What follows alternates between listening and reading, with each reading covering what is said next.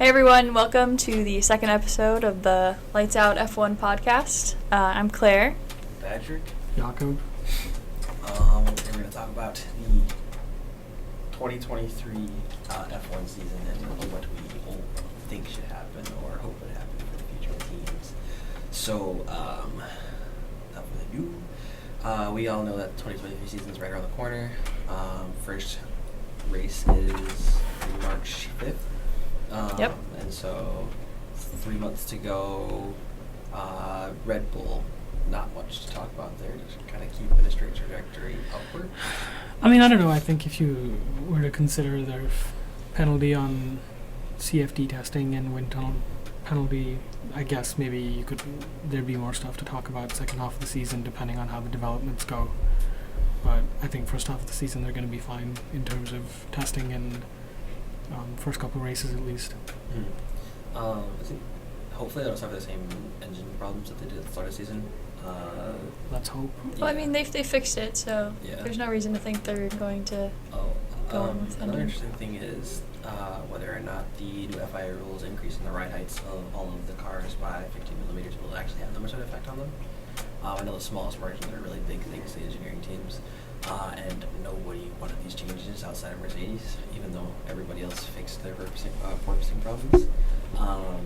But yeah, I think also just seeing if they have another year where they go over the cost cap, it'll probably prove to be the end of the whole financial fair play idea, where teams actually adhere to the budget cap. I actually don't agree with that. I think if they go above the budget cap for a second year in a row, I think the FIA will take a lot harsher look at it. Stance. So, I think there's a chance of points taken away, championship taken away, and stuff like that if they happen to win. Solely because this will be the second year that they've done it. They've had their test run on. Let's just assume that 2021 was their trial run. They've had their second. Will be their third. There will be second violation if they do in fact violate it, and I think it will be. I think if the FIA really cares about the budget cap, then it's like now or never. You have to take a hard stance on it now. Outside of just Red Bull in general, I mean, I don't think there's much that Max can do to make his seasons better. Just kind of like. Actually, there's really nothing. His only times that he didn't do well were DNFs or from the engine or when his car took damage. But outside of that, he had a perfect season. I don't think he has to change much. I mean, I think aside from that, I think you can look at Brazil and say that the moment Hamilton started racing him, it was like, all right, now we're just going to go back to the old Max Verstappen and race him as hard as possible. Mm. And I don't think he is I think he's racing hard as possible, anyways. But I think he probably maybe should have taken a bit more time to realize the weakness of the car at Brazil comparatively to the Mercedes. But yeah, I guess not taking the rash moments like that. I think he took front wing damage, so it's not like it's going to be costing the team too much. But still, that makes sense. Yeah, well, I think this idea that I think the whole because I think afterwards you had the whole concept of he's raced Charles very respectfully and he's sort of, but with Hamilton it's completely different. I disagree with that opinion because he has not really had to race Charles in any capacity. Charles has sort of just been from the second half of the season onwards, it's just been Ferrari drop off and Max just dominating.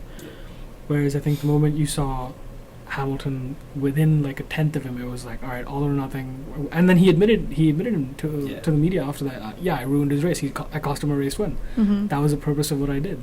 The fact that he didn't get a penalty for it after he made that statement, fine. Yeah, you don't give him a penalty, but I think if he has some growing up to do.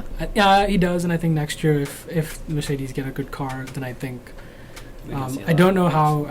I could see someone else winning the championship just because those two don't know how to race each other, or at least I think as a Lewis fan I can say I think he knows how to race Max, but Max there's no mutual respect. Looking at it from an overhead, I mean I respect both the drivers. It's not I like either one more than the other.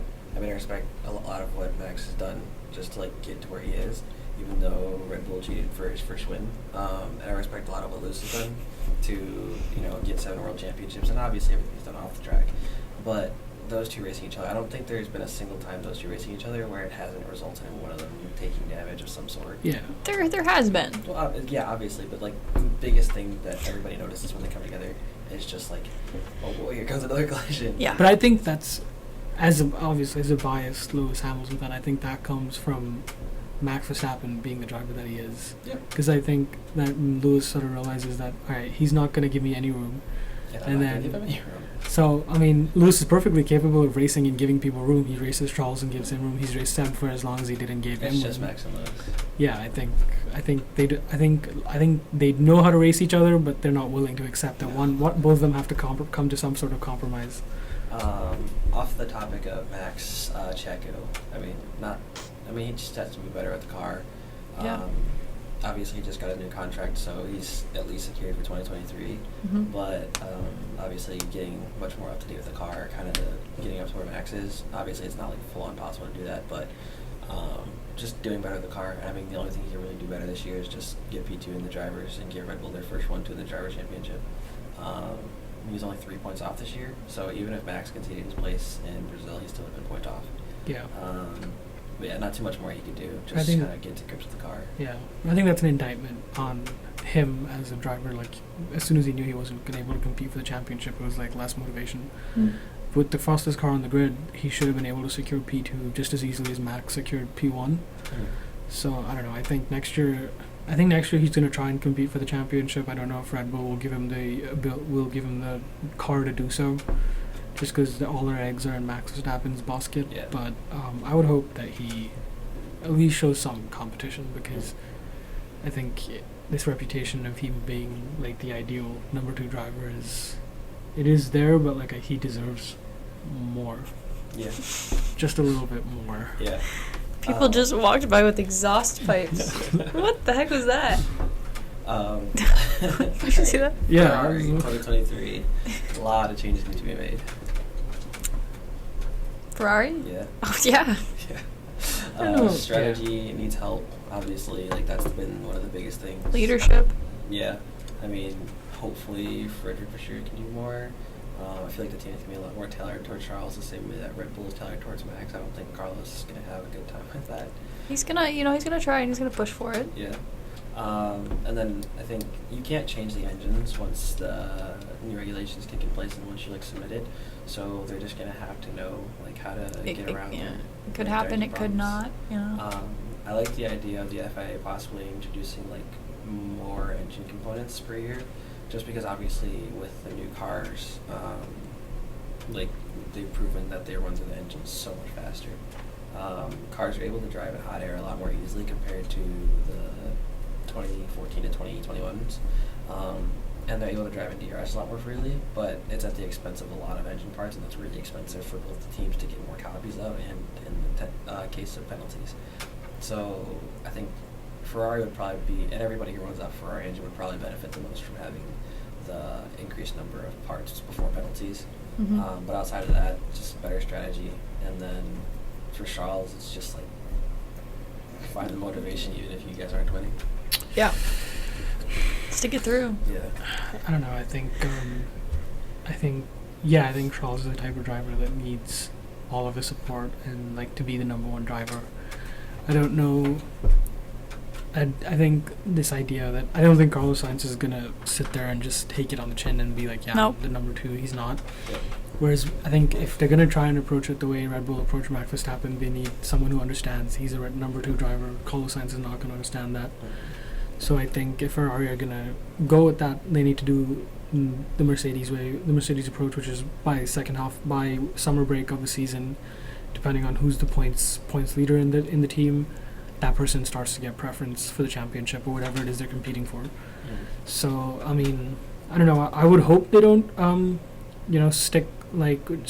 give Carlos a bad car and sort of don't give him the strategy that he needs. But I think I don't think Charles Leclerc is ready to compete for a championship alongside Lewis and Max. I don't think he's got the experience yet. It took Max whatever X amount of years to compete. And yeah, okay, that could be due to the car, but I think those X amount of years gave him that maturity and that the ability that he has to compete with Lewis in 2021. Yeah. Charles has been driving for Ferrari for 2019, 2020, 2021, Yeah. and 2022. That's only 4 years, I think. Yeah. He needs a little more time, and he probably needs a little more mentorship. I think Carlos Sainz was not the right driver to put alongside him. I think it was I don't think so if they were going for him to get the championship. and wanting a first driver to be Yeah. Charles. I think it's interesting just because Ferrari and Mercedes kind of mimicked each other's approach to the season. Was just like having Two number one drivers, no drivers. preference. On On the surface. think Mercedes really had any preference towards like their drivers in the second half of the season. Like it wasn't really like let the person by. It was just like I mean, whoever's faster. they have had. I mean, I think Germany 2018 was, they made Valtteri not race Lewis so that Well, Lewis yeah, could I win. mean, like the second This half year. of this season, though. This year. I mean, yeah, this year because they were not there's no real competing. preference. Yeah, but I'm Mhm. talking like I think when I refer to team orders, I'm referring to like when Oh, you're competing they've for definitely the championship. called team orders before. Yeah, Mercedes have Yeah. definitely called it. Ferrari Yeah. I called mean, it. Valtteri was also like Second understanding driver. as a number 2 driver. I Yeah, don't but think- Valtteri's number 2 driver status wasn't assigned to him, right? It wasn't the way Mhm. like Checo understands. Ever since he signed his contract, he's understood that Max was. That's true. They Yeah. give like I think the thing with Mercedes is that Lewis has beaten him, and so like every year it's like I beat you by the second half of the season, or I beat Mhm. you by 3/4 of the season, and you're now my number 2 driver. So Yes. Outside of that, just Carlos, not really much more he could do. I mean, to be fair, I think that Ferrari does give Charles preferential treatment. Now, even though he was the one who was competing at the start of the season, I think Silverstone is a good way to look at this. Like, they were going to tell him to defend from 3 different cars, even though Charles had old tires, and there's no point to that. I mean, every team ever has proven that there's no point to defending behind you when you could just take the win. Yeah. It happened in Zandvoort with Mercedes. It happened in Silverstone with the Ferrari. It's just every single time it happens, you don't care about defending the person in front of you. Mhm. Like that's just how you lose a race. And so I think like it's gonna be kind of interesting to see how Vasseur handles the whole thing, because obviously he's gonna have much more preference to Charles, just like Ferrari already does. That's because he raced him at Alfa Romeo. But Yeah. I don't think that he'll just throw Carlos to the side and make him a number 2 driver, but it's also going to be like, are you willing to work equally with both of them? And I don't think that'll be the case. I agree. yeah, I think Mercedes. Mercedes, they have a lot to do. 8th title baby on the way. There's a lot of room for improvement for sure. Yeah, I think if they get the car right, obviously they've proven reliability is not an issue, Mhm. strategy is not an issue, Mhm. driver lineup not an issue at all. So I Not think at all. the car just needs. Obviously, the car's a big part. So I think if they can start off preseason testing on the right foot, and they get extra wind tunnel time, finishing P3 last season. I think if the development rate goes well and all the technical aspects of it go well, then I think I see no reason why they can't compete with Red Bull for a title. I think Lewis will be more motivated, knowing that he has a competitive car off the bat. Mhm. I think he will be motivated to crush George Russell. Yeah. And I think he will have the upper hand, all things considered, in a title fight, because he has dealt with the pressure. He has the experience of 7 titles to back him up. George Russell has never competed for a title fight, and we also how the title fight in 2021 affected Max Verstappen. Yes, he dealt with. Yes, it didn't seem like the pressure didn't affect him, but I think Saudi Arabia, Brazil, and just like a litany of like Monza 2021. I think a litany of the way he drove was a direct application of the pressure that Hamilton put on him when he was making that comeback points wise. So I think if the car's competitive, I see no reason why Lewis and Max can't have a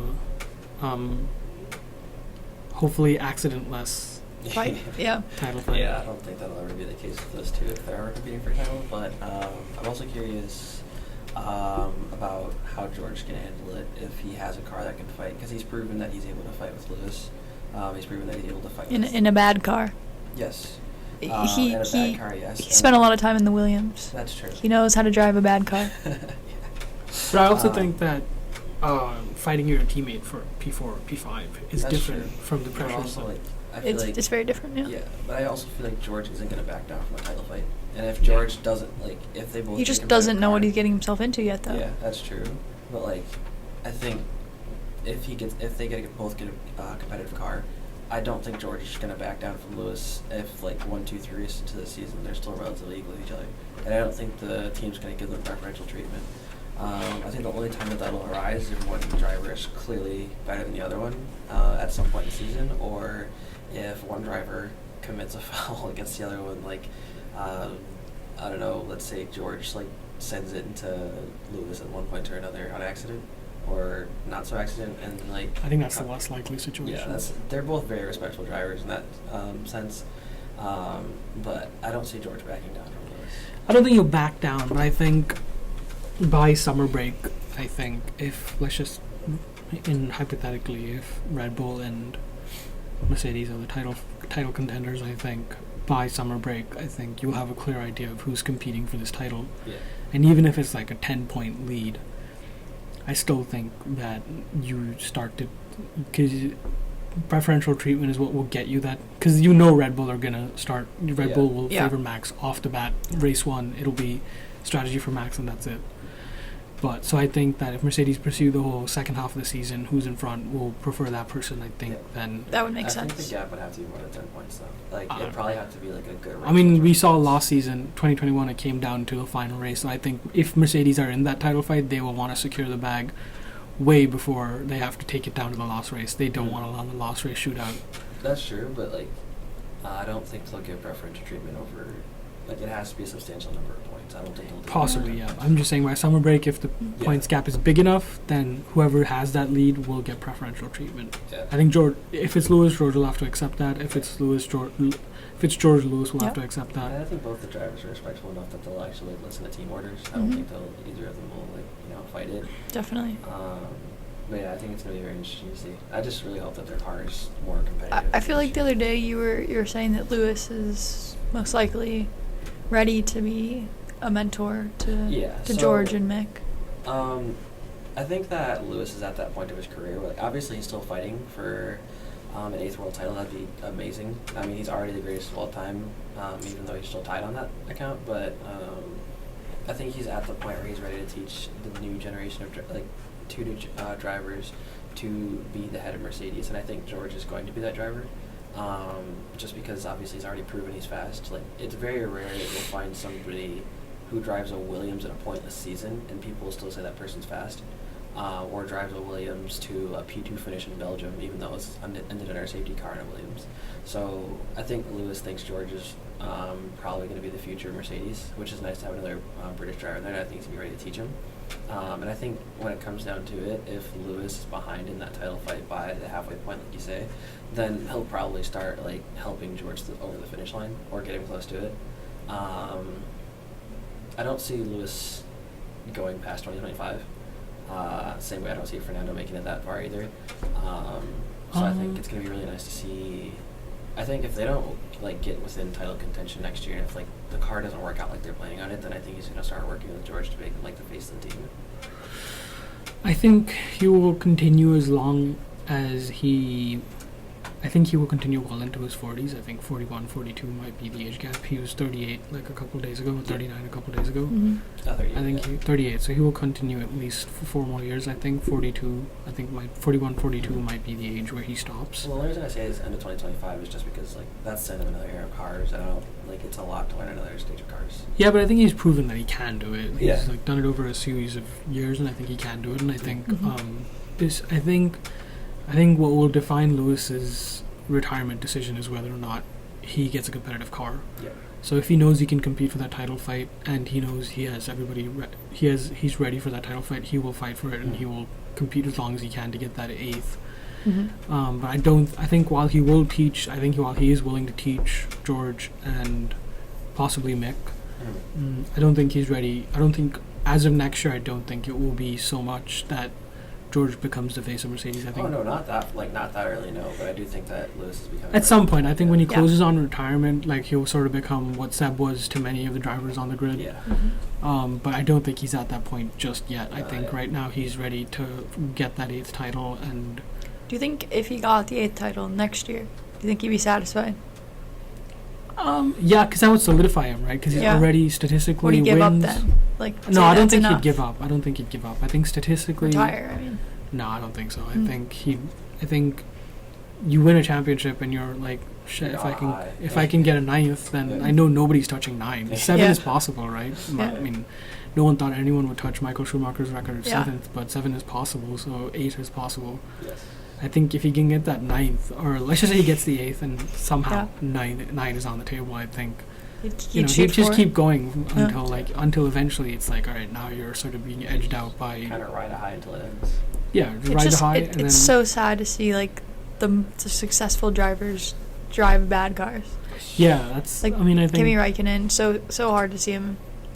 well I drive. mean for Kimi I don't think he cared that much. I think for No, him I don't it think was he the cared, hobby. but it was hard to watch. I mean, like Yeah. Seb also, like Seb Seb, this year's yeah. Aston Martin was tough. Yes. He Yeah. pulled the best out of that car, and I don't think there's very many drivers who can pull the best out of that car, but I think Seb did a great job of pulling it out. Moving on though, Alpine. Lewis said that they might start fighting for podiums. A few other drivers from the top 3 teams said so as well.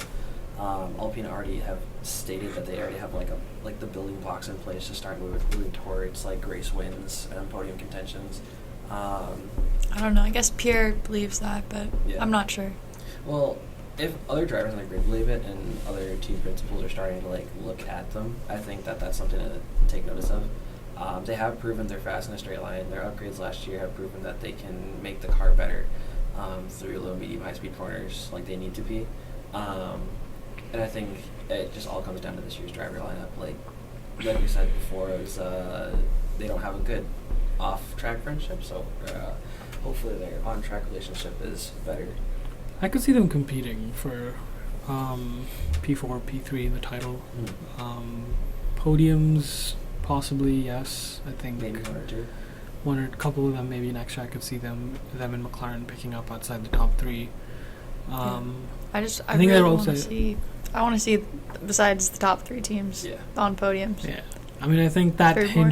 very much hinges on how they go racing between Pierre and Esteban, because Esteban is aggressive. He's longer too. So they'll yeah, probably and give us a preference. he's been there for a while, and Mhm. he's aggressive. He's not willing to concede that easily, as we saw with him in Alonso. He's headstrong. So I think and Pierre, they're basically the same driver in some Yeah. ways. Pierre's sort of the same way, except Pierre just dominated every teammate he has, with the exception of Max Verstappen. Yeah. So I think it'll be interesting because I think with that driver pairing, without them fighting each other and hopefully without as many DNF problems, I think those two might be able to fight with Lando for that P7 spot Yeah. in the drivers.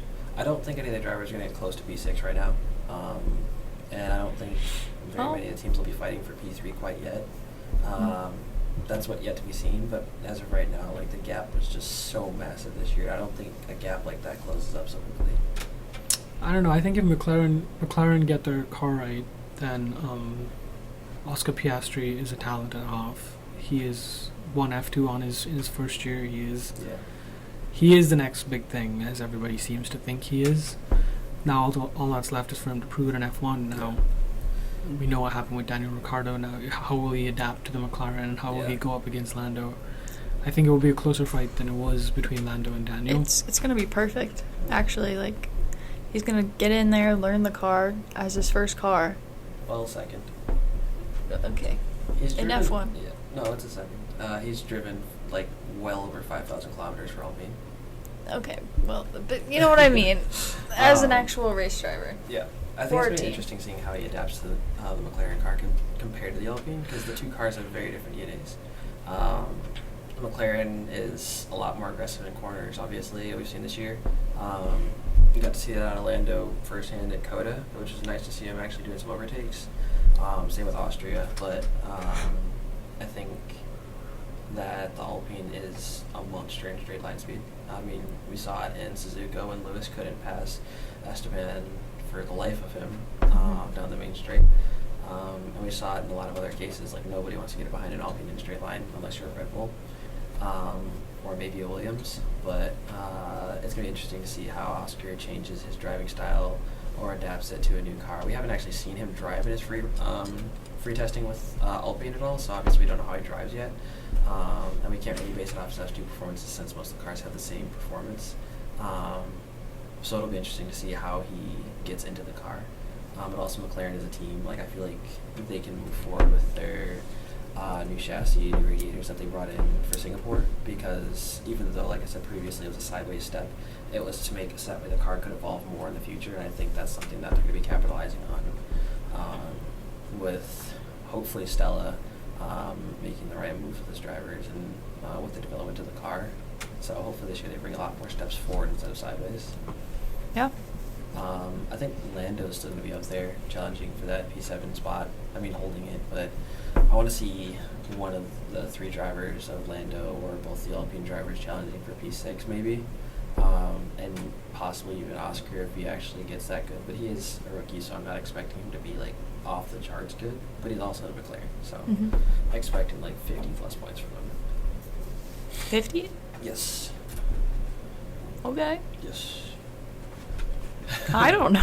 I don't know about that. I'm expecting a very large haul of points from him. He's been touted as obviously the next big thing, and I don't think you can be the next big thing if you don't bring in the points that you need. I mean, I think if you compete with Lando for P7, P8, it'll be a good start to the season. Let's see, Alfa Romeo. Not much to look at there. It's like Valtteri's still leading the team. Hopefully they can manage their engine problems better. That's just seeing when the engine's going to die. Hopefully not in the middle of a race. Joe's just getting better and better. I feel like the entire season we saw him get better as a driver. He experienced a lot of things that most drivers haven't experienced yet, such as almost dying in a car crash, and also just some really interesting drives. His drive in Monaco was really fun to watch. One of the only drivers who was really going for overtaking and gave us a great radio message.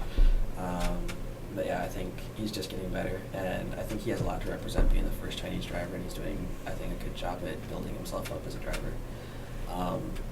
Valtteri is just driving to your heart's content. I mean, the guy has showed that what the Alfa Romeo can do, so hopefully they can maintain that. Like maybe bring in 1 or 2 upgrades this year. I'm not expecting a lot of them because obviously the team's in a transition period between Alfa Romeo and Audi, but hopefully they can still bring an upgrade or 2 to make the car look a little better. Yeah. Alfa Romeo, not much to add, I think. They're doing the best they can with what they have. I think they have to wait now for the Audi takeover. Yeah. They made a step up, I think, in the standings from the year before. Yeah, they were, I think, P8 before. Yeah, so, I mean, with Valtteri, it just brings in points consistently if he has a reliable car, which he has and hasn't. But they should at least keep that or try to move up next year. I can see them keeping it, but I don't see them challenging. I don't think their goal is to challenge the McLaren or the Alpine yet. I think once they move on to Audi, they'll probably want to move up the field a bit. They definitely want to beat Aston Martin again. Yes. Aston Martin, that's a tough one. I just don't see them doing that much better next year with Alonso. I have to disagree with that. I think I disagree as well, because I think if the car develops in the right way, Fernando Alonso is capable of competing at a higher level. Than Seb? Yes. Yeah, 100%. I think Seb was at the end of his career when he retired. I don't think he was giving it any less. I just think that. I think he just gave it the bare minimum, and that was pretty much it. I think Alonso is more motivated than Seb was at that point. Yes. And I think the only difficulty for at least Aston Martin is how Alonso and Stroll race each other. Yeah, I think the car's been developed in the right direction. I mean, second half of the season for Aston Martin was consistent point scoring positions for either of their drivers. And I think Fernando is very good at bringing in points when he needs to. So I do think they'll be getting more points compared to last year. I think they'll probably be ahead of Alfa Romeo in the standings for 2023. And also, I mean, their new wind tunnel's done. A bunch of their new research parts or research centers are done, so they're going to be able to do a lot more with their developments. And I mean, they have an unlimited budget, basically. I mean, they'll be operating at the budget cap, which I think they're the only team below the top 3 that are operating at the budget cap. Haas might be able to with their new sponsor, but Aston Martin have been doing it for the past few years now, and I think the car is going in the right direction compared to where they were at the start of the 2022 season. So Fernando's going to be able to draw out the car, and I think Lance, he's not the greatest driver right now, but I can see him learning a little bit from Fernando. He's useless. Sorry. Let's see here. Those P7, P8 Haas. They're going places. Yeah, I hope they're going places. I have higher hopes. I have more faith in them than I do in Aston Martin. Yeah. I think. You just don't like Nico Hülkenberg, but I break think it down that for him The and whole- K-Mag are going to just consistently be in the points. Yeah, I can see that. P10 Next year. finishes. Let's go.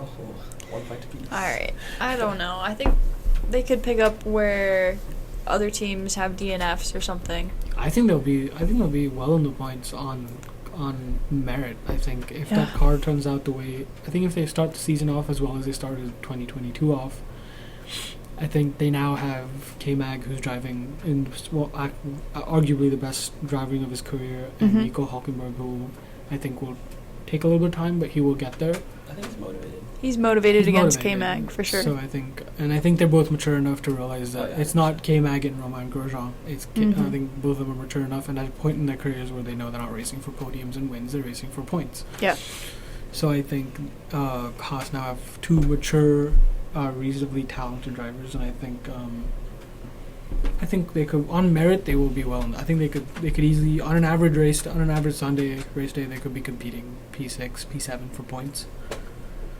I think if the car, I want to see that. Yeah. That'd be kind of interesting to see. Them fighting with, I mean, presumably at that place they'd be fighting with the McLarens, the Alpines. and I think they'd have the upper hand in some ways if the car is right. I think they have two mature drivers, whereas McLaren and Alpine.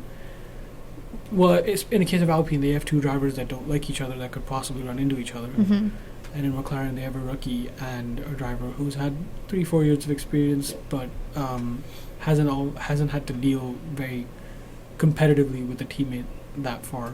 Yeah. So I think they would if they do compete P6, P7 on a race day. I think they would have the upper hand in a lot of scenarios. I think maybe people are holding, Bar any Ferrari. not that I don't expect anything out of Haas, but I think people might be holding the car too high a pedestal to start off. They just got their sponsor, which means they'll only just now being able to be spending their money on. Yep, their car this year looked good.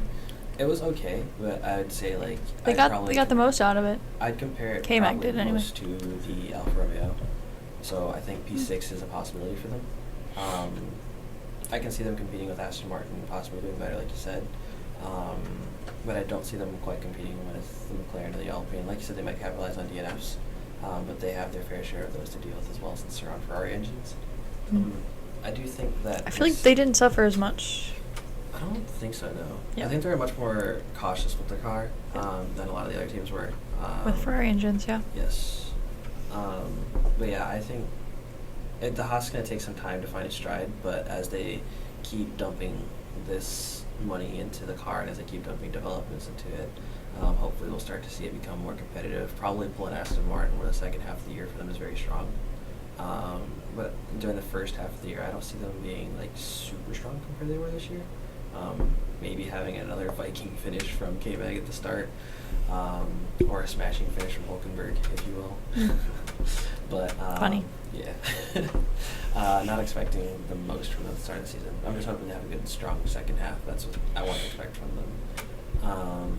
I expect Nico to hopefully be scoring points because that's what he was pulled in for. I guess you could say he's a proven driver. He's never been my favorite just because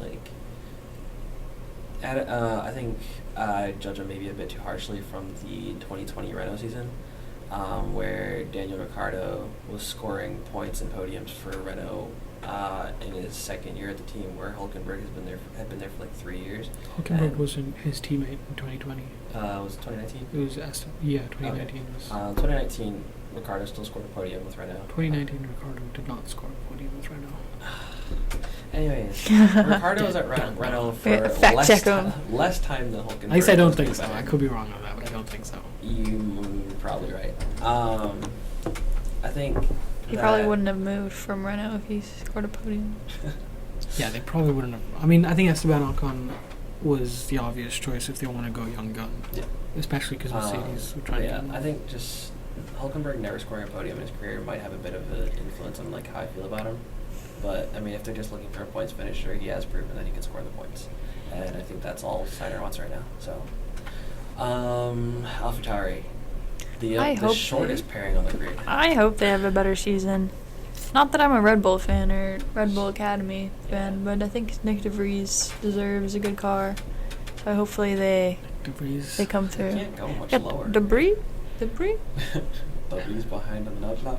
Yeah, I don't know. I think I'm a huge fan of Nick DeVries. I think he Very is. good driver. he's a very talented driver. I think as much as it breaks my heart that he's now part of the Red Bull family. I think Yeah. it'll be a good learning curve for him to get some experience in F1 because He killed it in Formula E, so like, what and more was he gonna do? He took Albon's car and basically got it into the points on debut. So I That's think, true. Well, held it at points, but yeah. I think even if he doesn't get that Red Bull seat, I think if he can do a good job at AlphaTauri, he's definitely.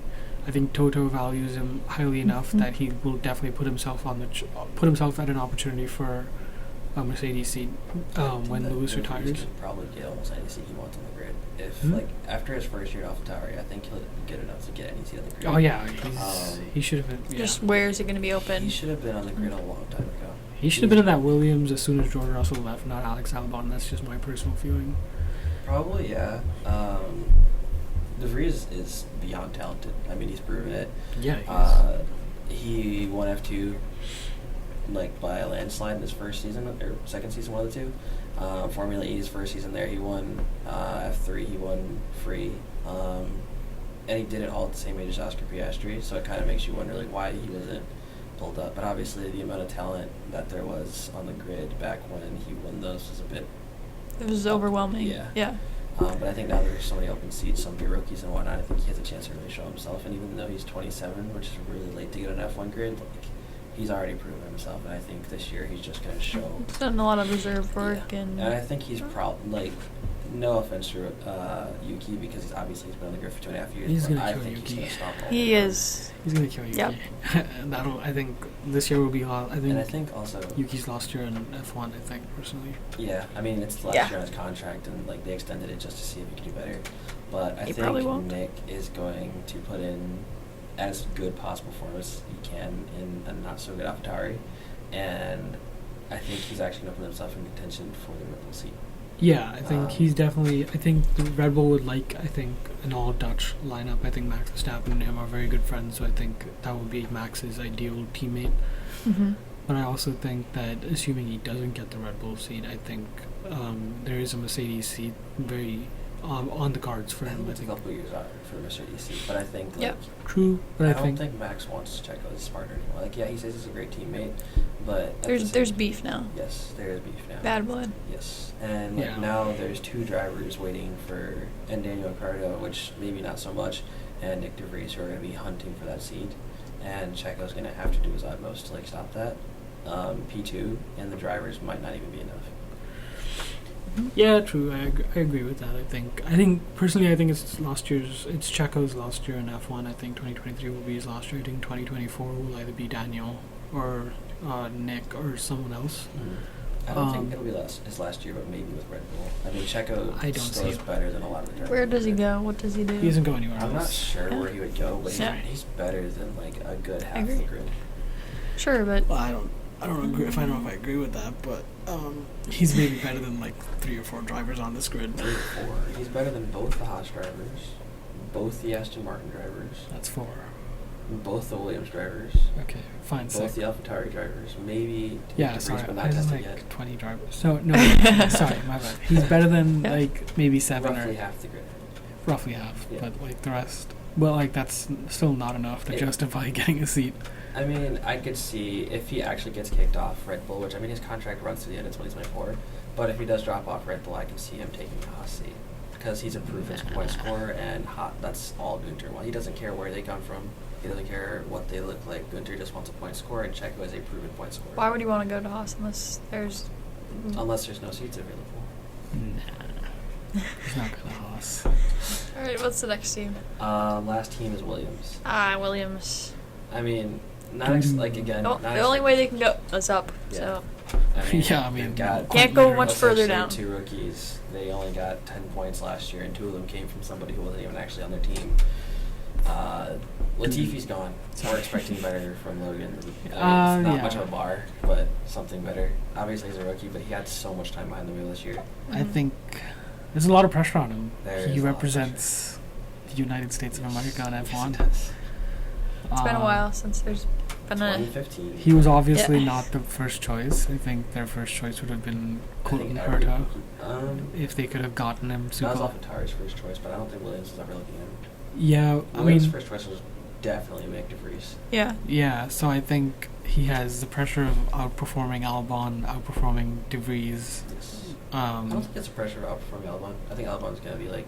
Still Yeah, the I team don't leader. like Albon, so I hope he outperforms Albon. That's the hope, yeah. I personally like him, but. It could go 50-50. The points for Yeah. Williams has been so low Yeah. that like literally 2 one points. race could do it. Yeah, and I think One crazy race could do it. But I don't have high hopes for Logan Sargent Ah. because his free practice 1 session didn't go as well as, and I don't know if he has the talent of everyone else. I think recently the rookies that have been entering F1 have been very watered down talent. Yeah. Whereas if you look at the classic rookies that Yuki, entered, Joe. Yeah. Well, Nick. I won't say anything about Joe just because obviously. Yeah, Joe. Nikita Okay. Mazepin. Yes. Joe We did a don't good care. job, but I think on the lower end of the grid, if you look at the rookies, we've Yeah. had Latifi, Mazepin, Logan Sargent. Obviously, Logan Sargent hasn't performed yet, Yeah. but I don't have high hopes for him. Let's say I think I it's a have Williams. high hopes. I don't have high expectations. Yeah, I mean, it's a you're always, Williams, so. and I think there are a lot of other drivers that could have Also- gotten that seat. Outside of that, though, Williams as a team, I think, like you said, they can only go up. But I'm also excited to see their first race. Bahrain is a very evened out race for everybody. Like a lot of straight lines, a lot of high speed, medium speed, looping corners. So it's a very good place to test out like what the drivers are good at, what the cars are good at. And the Williams already proved that it's one of the scariest things in a straight line. So I'm excited to see how Bahrain goes for them because they should be up there. They're on a Mercedes engine, so obviously don't have to worry about reliability. I don't think they had too many reliability issues at all. Most of their DNOs were due to Latifi crashes. They but just also need to develop Logan and develop the car alongside the drivers. Like Yeah. now they have 2 young drivers and a very young team that's basically putting themselves from ground up, and the team can develop with the drivers, and they can develop towards the drivers. The same way that Red Bull has developed their car towards Max Verstappen for the past 6-7 years, they can develop their car towards Albon and Sargent or whichever they see as the hopeful for the end of the season, like for the year or for their next few years. They can just develop the car towards that. Yep. And I don't think there's much more they have to like work towards with it. It's just like build with the drivers. they need to build their staff up though. Yes, their staff is the most important thing right now. Yeah, I think building the team, getting more money by winning, getting points, getting more constructors positions. I think all of that, using their wind tunnel time and CFD time effectively. Because if you have the most, you should be at least one of the fastest, faster than dead last. So I think running overall operation of that team is what's needed to be more efficient, and I think eventually they will get somewhere. It's just to see Yeah. where they get. Well, they severely need a new tech director. Obviously, they're in need Yeah. of a team principal. That'll come along. I mean, They'll find that. Yeah, there's already. There's 2 no candidates shortage for the of team position. principals, so That's completely opposite of what Karoom says. He says like there's a very large shortage of them. I think Most because people are just promoting them. Well, you know what Karun Chandak. Yeah. Karun Chandak, I think he is referring to team principals that actually have F1 experience. Yeah. Mm. I think There's there's not no very many shortage of of those. motorsport people that could effectively run our team and gain F1 experience. That's true. So I think there's no shortage of team principals. It's just you want someone ideally with F1 experience. But even if you don't get Or that, I think. correlated. Or correlated experience. Yeah, but I think for them it might even be better to get someone who doesn't have F1 experience, because they've had like Jos Capito and like Claire Williams, Yeah. and I think someone without F1 Yeah. experience might be able to Yeah. What has all that experience gotten them? exactly. So Yeah. someone without F1 experience who's comes from a completely different, even if it's a different motorsport, just someone who's has completely different views might be able to build that team more effectively because he brings out an outside perspective.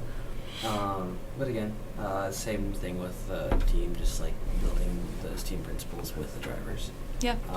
I think young, unexperienced team principals might be a good place to start. Obviously, Susie and Jensen would be awesome. Having a team with co-team principals would be a new thing, or maybe not, but it would definitely be a rare occurrence. Yeah. But I think it could be a step forward for them. New tech director is essential. They can't go without it anymore. Having somebody who specializes with their new underfloor, because it doesn't look like it's going away for the 2026 changes either. So having somebody better than FX Davison to work on it, preferably not somebody from IndyCar again, because obviously the way that the cars carry themselves between the two sports is very different. But yeah, I mean, they just need staff. There's nothing else they really need to look for besides just better staff. Yeah. I mean, It's gonna be a great season coming up soon. Yeah, people are going to start getting, all the teams are going to start developing their car much more towards the new regulations. They see Yep. how it goes. Tires are looking better. All the teams will start looking better, hopefully. And hopefully it'll be even closer, and hopefully what Lewis said is going to come true. I mean, having 5 teams fighting for a title will probably be much more exciting than 3. Yeah, for sure. yeah, sure. As long as that guarantees in an 8th title. Oh, okay. Then yeah, it's fine. We're okay with that. Or a 3rd. Disgusting. Oh, stop it. Nobody wants to see that. Or a 1st. A first for someone. Anyone else, Hey, I'd be I'm fine just with saying, that. I wouldn't mind George getting a title. I wouldn't mind Carlos getting a title. I wouldn't mind Charles getting a title. Hell, it could be even Lando getting a title. That'd be cool. Maybe not Lando right now, but in the Nah. future. But I would like to see either a new one or preferably. Stewie Rise, LH44. All right, but that wraps us up. So, yeah, next time we'll be talking about something fun. But for now, What's the something fun? You'll have let's to see tune here. in and find out, I guess. All right, listen to but- us next episode. Yeah. It's a Lights Out Formula One podcast.